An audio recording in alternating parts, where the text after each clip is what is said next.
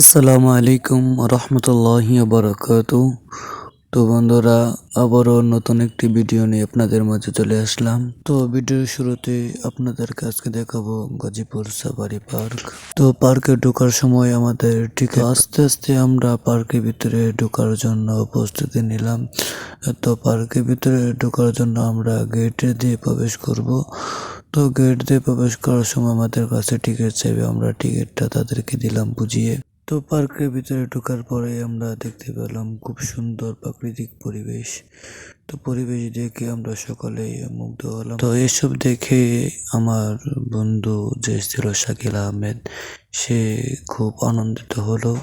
তো তার কিছু পিক তোলার জন্য আমি প্রস্তুতি নিলাম। তার কিছু পিক তুলে আমরা বাঘ দেখার জন্য প্রস্তুতি নিলাম। তো বাঘ দেখার জন্য আমাদেরকে গাড়িতে উঠতে হবে, গাড়ি দিয়ে ঘুরাবে। আমরা গাড়িতে উঠে গেলাম, ওই জায়গার মাঝে বাঘটি শুয়ে রয়েছে, তাই আমরা দূর থেকে ক্যামেরাটি জুম করে দেখালাম।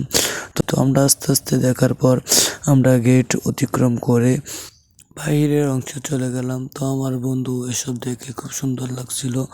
তো বন্ধু আমার দূর থেকে এসেছে, তার একটি ভিডিও করে দিলাম। রসুল নামের ফুল ফুটেছে মরু সাহারা, রসুল নামের ফুল ফুটেছে মরু সাহারা। তো নতুন ভিডিও পেতে আমাদের পাশেই থাকুন। আর ভিডিওটি কেমন লাগলো অবশ্যই কমেন্ট বক্সে জানিয়ে যাবেন। লাইক, কমেন্ট, শেয়ার করতে কখনোই ভুলবেন না।